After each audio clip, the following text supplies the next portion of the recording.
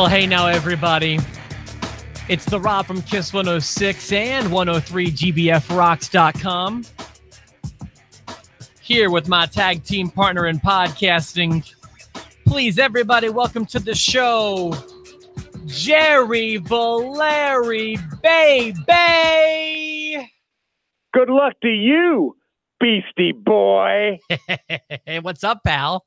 Oh, pal. Oh, yeah. Oh, the shirt? The American Dream. My third and final of my 8-bit video game shirts. The American Dream, Duck the Roads, baby, in full glorious HD 8-bit technology coming to a video game Nintendo Entertainment System near you, daddy-o, the second most recognizable athlete on the face of the planet. Reach out. Touch my hand. Touching your hand. You're only to Muhammad Ali. You Randy Orton all of a sudden? I'm doing Dusty Rhodes. You're doing Randy Orton. Shake my hand. Reach out and touch my hand. Oh, Randy Orton. I love how our post-to-post universe has embraced this Randy Orton story. Shake your hands. Shaking hands with Randy Orton, baby.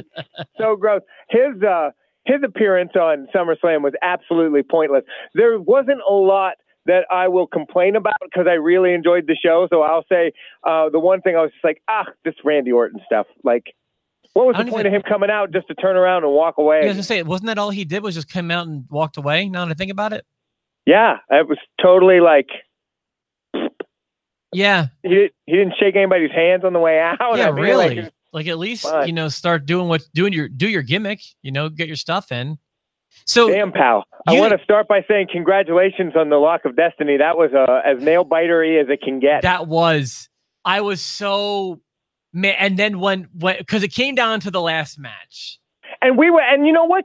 Kudos to both of us for being so close on it. Oh, yeah, because between the two of us, it was like we were both right because it went the way you thought at first, and then it ended up being exactly what I thought it was going to be. Well, it was strangely done, but you're right. Yeah, because it came down to that last match. And if Braun would have cashed in, that would have made Jerry look great. And if he would have won, it would have made him look like a seer. And even the fact that he came down and intended on cashing in, I felt vindicated in my opinion. Like I didn't feel like I was a crazy tinfoil hat kind of crazy guy that just predicts cash-ins whenever they happen willy-nilly. Like it makes so much sense for Braun Strowman to cash in immediately. It makes so much sense for him to do it face-to-face. And if we're going to just start with the main event, allow me to say I thought it was brilliantly booked. It did everything it was supposed to do because it made Braun Strowman look like the guy that's going to confront them face-to-face, not afraid of anybody. It gave Brock Lesnar a distraction, allowing him to lose. It gave Roman Reigns a way to win. And it gave Roman Reigns and Brock Lesnar a way to have a match where people weren't booing them from the rafters.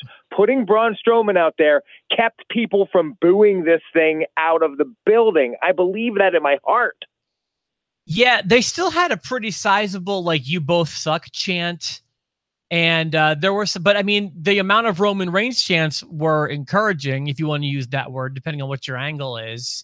From what I read, there's like cheers when Roman wins because people still think that Braun Strowman's coming in, and they cut away on television just in the nick of time before the crowd turned and was like, "What is this?"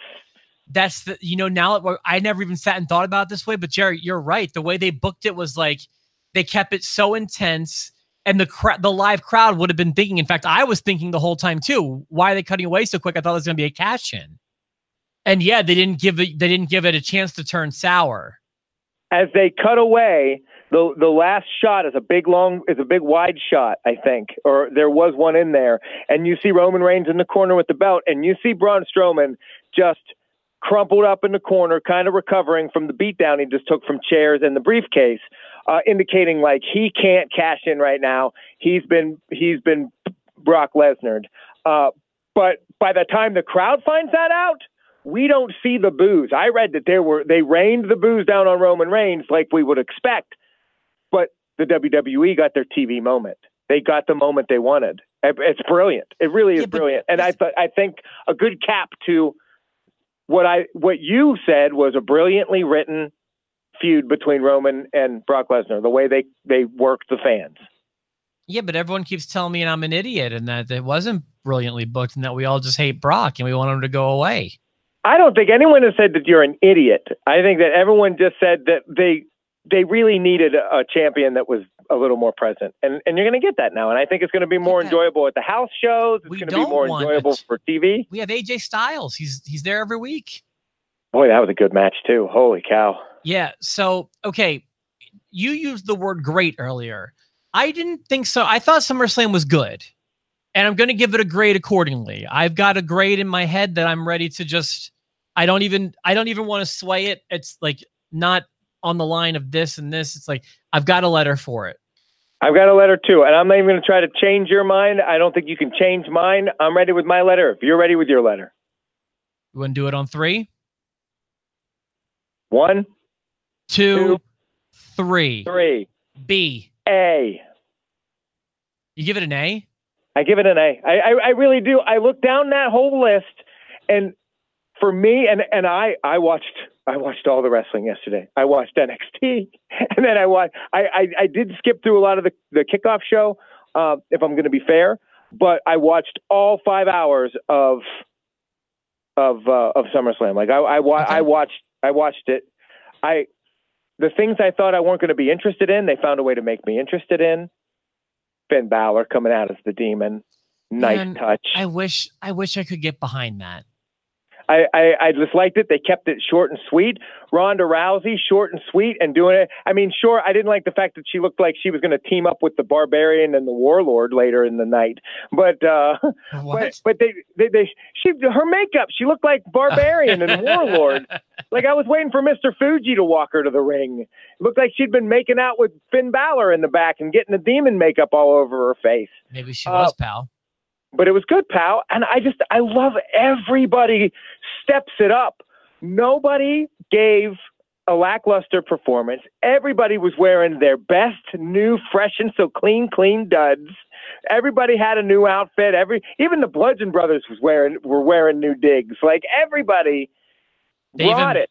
They even blew the dust off the augmented reality. They sure did, because they did the swirl for the demon at the.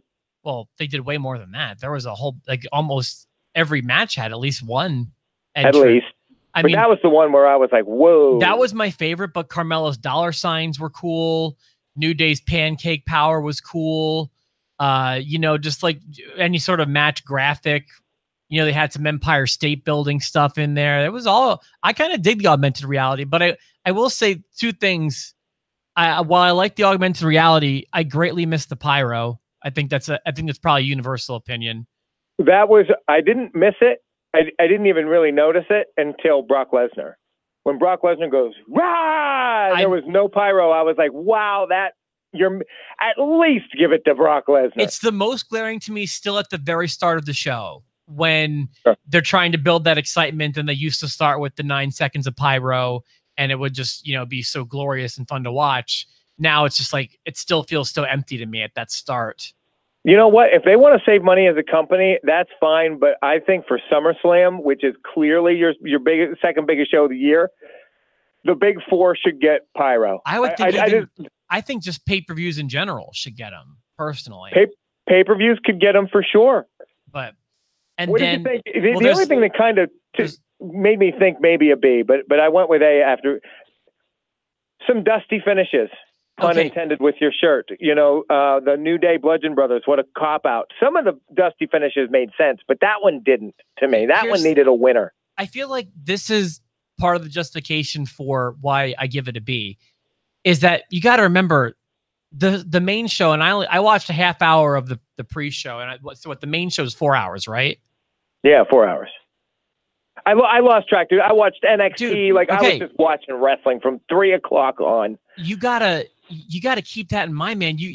And not only that, they went a little long, only like 2 minutes by my watch, so I won't get too critical about that. But dude, by my watch, I thought they timed it really well. I did. I thought they were a little over. I'm not going to criticize them for that.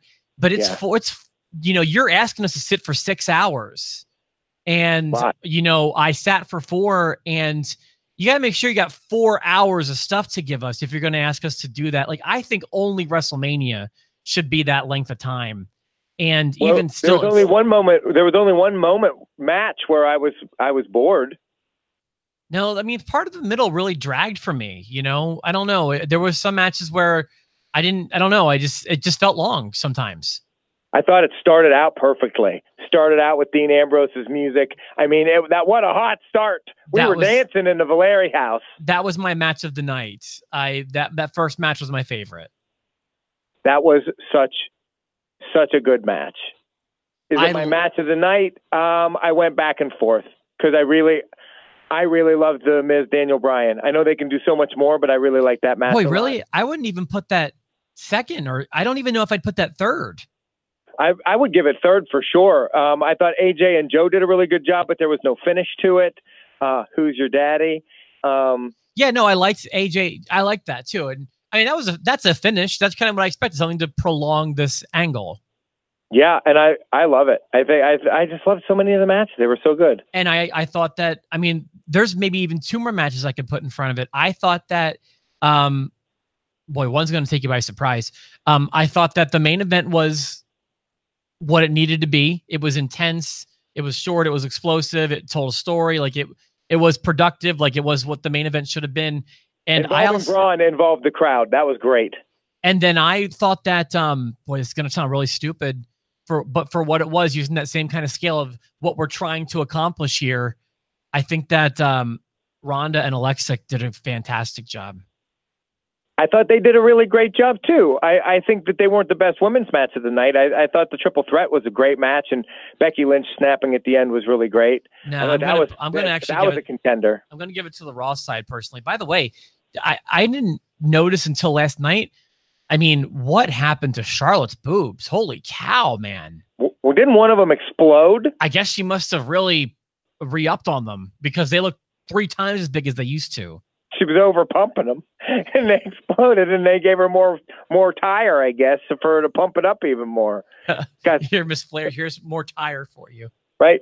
Carmella, I thought, did a good job. She looked legit. Not wearing the FABULOUS Moolah bathing suit. She's finally showing her midriff. What do you think of the Elias thing? I thought that was not good. I don't know what to make of. I haven't checked any news sites or anything, but was that a work or was that a shoot? Listen, I've played guitar. I played bass guitar before. I've seen people smash guitars. There's no way to do that. It would have to be a gimmicked guitar to break the neck like that. No, here's the vibe I got from it: that the guitar was gimmicked, but that it wasn't supposed to break there. That's what my takeaway was. I'm not saying I'm right. Brittany and I were watching that, and we were both like, was that supposed to happen? I said, I don't think so. Like, I believe that the guitar was gimmicked because it was supposed to break over somebody later.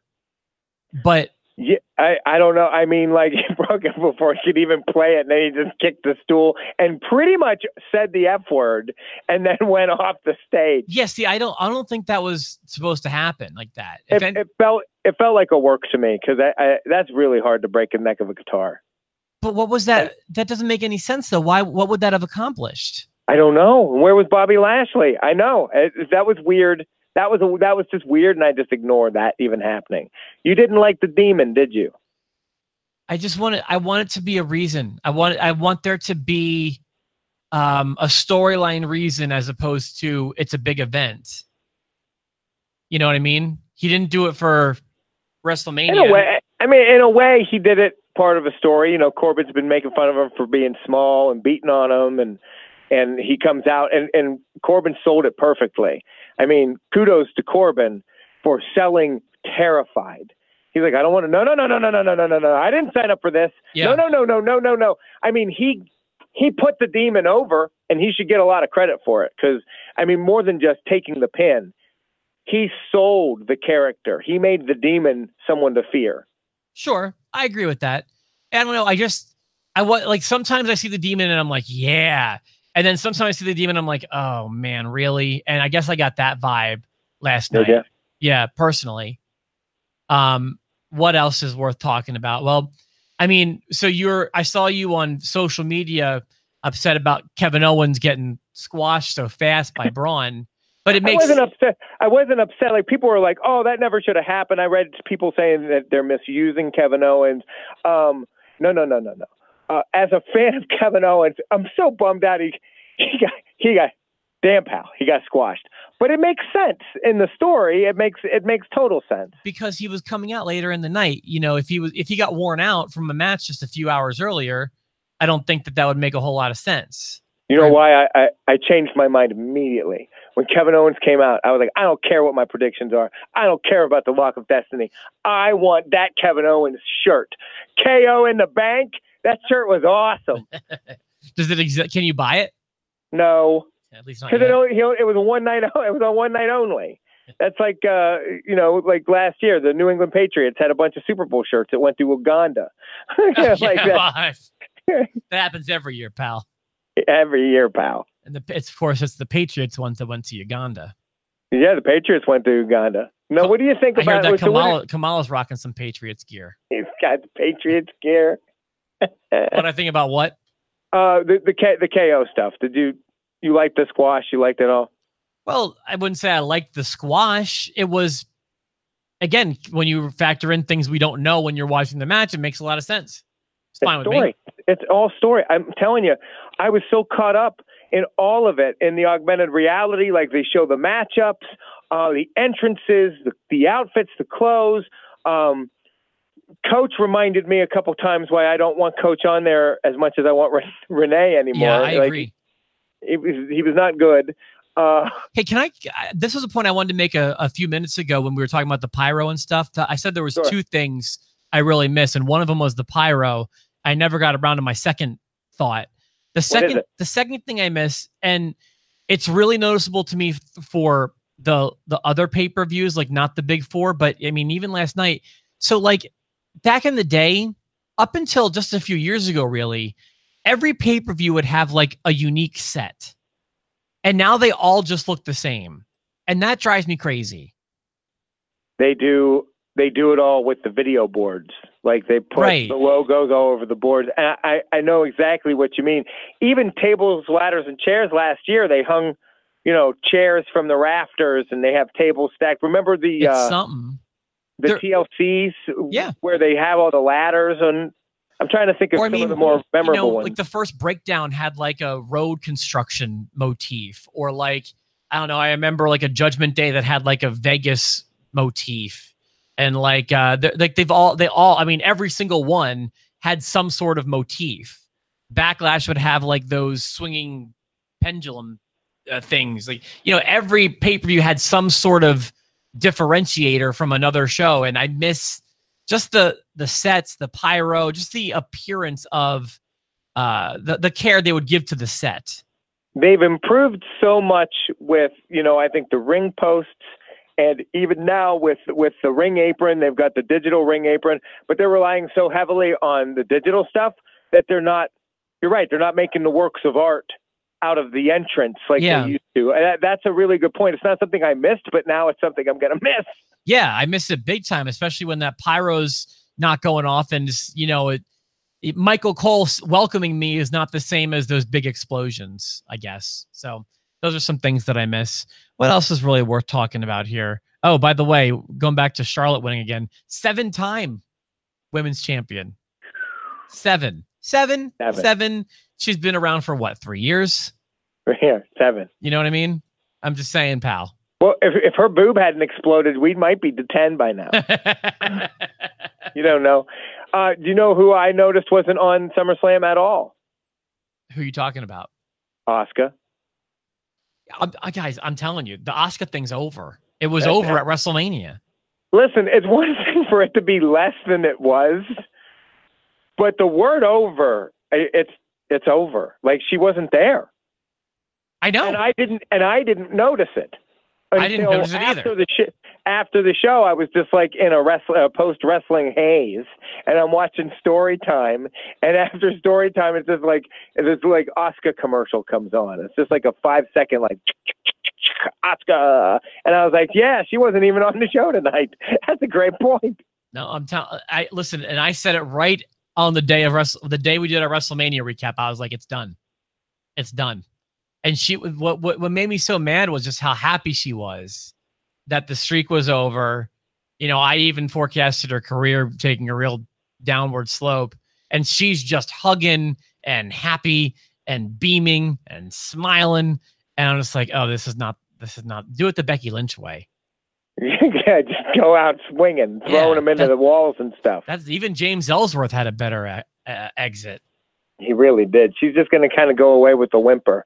But I've been reading rumors that she's unhappy, and you don't say. It's no secret that Rusev is unhappy, and he should be. So, my match of the night I mentioned was Ziggler and Rollins. My match of the weekend was not on SummerSlam. We both watched NXT, correct? My match of the weekend was also on NXT Takeover 4. My God. And I have a theory as to why everyone loves these shows so much and why they are so good. All right. It's because you get 4 or 5 a year. Like that's what it is. You get an hour of programming every week. They're shorter, and you can make it all mean something. Everything meant something. Velveteen Dreams match meant something. Everything meant something, and everybody brought it because they're not dead from a road schedule that breaks their bodies down. Poor Jeff Hardy wanted to put on a better match than he did. The man is dead. The man's beaten and broken. He's practically dead, and he's swanton bombing still, and the match sucks because of it. These NXT guys, they're working hard. They're hungry. They're young. Their bodies have taken less of a beating, and when they get on a pay-per-view, it's not every 4 weeks. It's every 12, and they bring the heat. All of them do. Adam Cole bringing the heat. Tommaso Ciampa bringing the heat. Gargano bringing the heat. Velveteen Dream bringing the heat. Ricochet brought the heat. Ricochet brought so much heat. All right, so I'm curious if we have the same match of the weekend. I feel like Shayna Baszler brings the heat for me. Yeah, I didn't pay as much attention. I may have missed a really good match there, but I wasn't giving that my full attention. She looks like Baron Corbin before he became a constable to me. She's not a good-looking woman. I'm not saying she's bad-looking, but just her attire and her hair, and I don't know. I'm saying she's bad-looking. Her mouth looks like the piano keys on the Goonies. I'll say I've had worse. That goes without saying, but that doesn't make it good. Listen, when Shayna Baszler lost, I thought to myself for a moment, could they be bringing her up to be with Ronda Rousey? Like, that's a pairing that makes sense to me. Oh yeah, they want her because she's part of the 4 horsewomen or whatever. Yeah, and so once they get the other 2 good to go, I think they bring those 4 up, and we have ourselves some real issues. So I'm curious if we had the same match of the weekend. I'm gonna bet we did not. I know for a fact we don't. How do you know for a fact? You tell me, and I'll tell you that I know for a fact. I'm not saying you're wrong. I'm just saying how you know for a fact. See, okay, you have this. I think you have this thing in your head that I did not like Gargano and Champa 3, and that is so far from true. No, I think that you liked it, but I think that all things equal, you thought it was too repetitive and it didn't move things along enough. And because there's another match on the card, it was absolutely 100% lights out. That's the one you're going with. For me, that match is so good. The one you're about to say was so great. But for me, it's the story. It's the story. And I love that. I love that story. It's the feud of the year. I can't even think of anything closer to it. Hands down. The only thing that'll give it even a run for its money is if Samoa Joe and AJ Styles really starts to heat up. But Gargano and Ciampa is feud of the year. They keep putting on match of the years.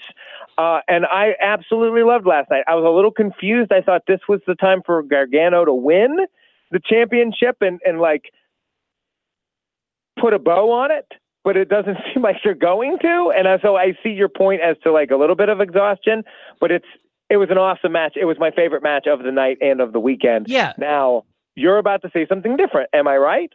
Yeah. That wasn't my favorite match of the weekend. But It was awesome. It was what it should have been. The only problem is, so like, here's the thing. The first one in New Orleans, I was not expecting that, and it blew my mind. And then the second one, you had high expectations, and they exceeded them. And it was awesome. And then the third match is just as good, but you've got these lofty expectations, and it did feel repetitive. And, you know, it's like when they expose the wood, it's been done in their second match, and they bring out the handcuffs, and it's already been done in their second match. And also the fact that it's the third in a row of these. Like, there hasn't been a main event of a takeover that hasn't been since before WrestleMania. You know what I mean? I liked the story, and I think they were trying to go somewhere a little different with Aleister Black, but Aleister Black, if I'm not mistaken, is injured. Right. And that changed things at the end. So they just put on the match that they can put on. And you're right. Like, the first match, the non-sanctioned match was here. And then they found a way to top it. And then the third one didn't top either one of them, but it wasn't worse. Right. It was still amazing. I agree. But it was right on par. And you know, I'd rather get a right on par amazing match over and over again than Roman and Brock Lesnar for the next 13 years. Right. And don't mistake what I'm saying for disagreeing with you. It's just, I guess I place more of an importance on, I guess I like this fresher angle and the athleticism displayed in Ricochet and Adam Cole. Right. And the thing that makes me sad about Tommaso Ciampa and Gargano is I think that neither one of them will have that kind of success when they move up. If they move up. I'm not going to write it off. I think that really, and I'm glad that it was kind of arbitrary when I said it the first time, but I've stuck with it. I think the real star of the two of them, honestly, is Ciampa. I agree with you. I'm seeing it more and more, the way he cuts promos. He comes out to no music. He's doing Jake Roberts stuff. Yeah, he's doing what Dolph Ziggler tried to do. He's doing crowd control stuff. Like, I make you feel the way I want you to feel. I've got you in the palm of my hands, you know, and the quiet bringing you in before, you know, like that. Everything Jake Roberts used to do, Ciampa, really, it comes naturally to him. He's got that promo that they put together where, you know, Gargano's like, all I want to do is win the championship, and that's all I want is just to have the championship. I want to be the champion. And then it cuts to Ciampa, and he doesn't say a word. He just holds it up. Yeah, like that's the kind of stuff that I'm talking about. And that's why I think that he is going to make a pretty big splash. Where I get worried is I feel like Ciampa looks so much like a Bludgeon brother or a Wyatt family member. I hope they don't just throw him into a stable or something like that. Just make him like a modern day Jake Roberts, because that's what I compare him to. But they've got to find a way to make him hateable immediately to the massive WWE universe. It has no reason to hate him yet. Dude, they did it to NXT. If you can get the NXT crowd to boo you, I think that he's going to be aces on the main roster. Absolutely, but they've got to but the WWE main roster fans, a lot of them won't know who he is, so they won't boo him immediately if he comes out to no music. I thought of like a cool kind of gimmick they could do with him, like not like a gimmick, but like something I would pitch if I were him. I would change like the belt slightly and have it be like he's like, call it the championship, like spell it like he spells his last name. The championship. Yeah, like Johnny Gargano, he wants to be the champion kind of thing. Like, you know, he wants what I feel like there's something there that they could play with. Yeah, I think that's good. So that's a cool idea. But you said your match, and we moved past it quickly to go back to those two. It's hard to argue with you. Go ahead and say it again. That was a heck of a match. Ricochet is a guy that I really, really like. I did not have much exposure to him prior to his ladder match in NXT. And now every time I see him, I'm blown away. I was love at first sight with him.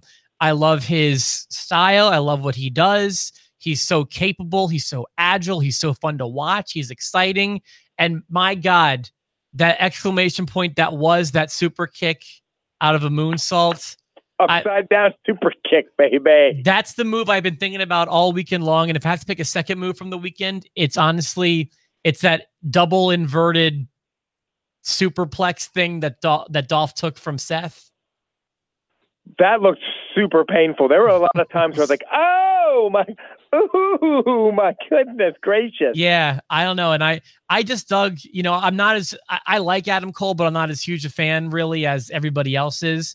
But Ricochet to me is, I love him. I think he's great. So the lion salt thing he does off the second rope into the ring, if you see it, Chris Jericho, you want to say no one does it better than Chris Jericho. You get boop and you do the moonsault off the second rope. But I've never seen anybody go straight up like Ricochet did. Ricochet's the toe of his boot misses by like a millimeter, just like and he goes straight up in the air. He gets height that on that move that I don't think is possible unless you almost catch your foot on the ropes, which would have been a disaster. He is so aware of space and distance and accuracy. He's the real deal. Remember when he did the thing with Velveteen Dream? I don't know if you saw it. It was on one of the shows, but I saw it on a package. When he flips out of the ring and just stands in front of him like, ta-da-da-da. What are you gonna do about it? And Velveteen sells it like he just saw a ghost. I like Velveteen Dream. Were you the one that do you not like Velveteen? No, that's Mike, I think. I love Velveteen Dream. Love him. Did you hear what Triple H said? He was asked the question about the tights. About the tights. Call me up, great. Vince. Although my favorite part of the tights wasn't even Call Me Up, Vince. I liked Notorious Dream because they were in Brooklyn. Yeah. Dream over. I like that. But did you hear what Triple H said when asked about it? Yeah, he's got a friend named Vince. He's been missing his calls. Yeah, call me up, Vince. I don't think Velveteen Dream's getting called up. In fact, I'll be surprised if anybody gets called up this time around, but who knows? Oh, I don't know. I think that Gargano is the one that I'm feeling maybe. And after this episode, maybe Shayna Baszler. Well, if they brought in Gargano and they got him over and they don't treat him like Ty Dillinger, bring in Champa and then you got some heat. Put some of these matches on SummerSlam, and now we're talking. I bet you when they get called up, they'll be apart, kind of like Zayn and Owens were. But then eventually they will remind us that these two have quite a history. Quite a history. That'd be good. So I do think Gargano will get called up first, and I do think that he seems more I don't want to say main event ready because that's not the way I feel. I feel the opposite of that, but I feel like he is more traditionally what the WWE calls up than Ciampa personally. Okay. So and my last note is I just want to apologize to Corey Graves. I was always very hard on him, and he's the best on all the announced teams. I've been fair to him because I was critical at first, but I think when we were critical, he wasn't that great. But I feel like he stepped his game up over the last 2-3 years or however long it's been. I agree. Quote of the night. I think for me, I just laughed a lot. Tom Phillips said the dumbest thing ever about the calf bone. He really working the calf bone. He goes, "Calf's a muscle, not a bone, you idiot." Tom Phillips. I didn't even catch that. That's funny. Boy, it was so nice to hear Morrow on NXT. I miss him desperately. He's great. I'd like to see him on one of the main shows, SmackDown maybe. JBL was on the pre-show. I saw that.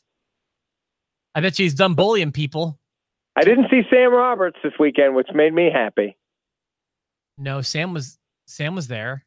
Well, he was there for the NXT pre-show, which I didn't watch. I can't. He's the worst, man. He's so bad. He's the drizzling poops. Absolutely. I can't think of anything else we really missed. We may not have gone through every single match, but I think we hit the big stuff.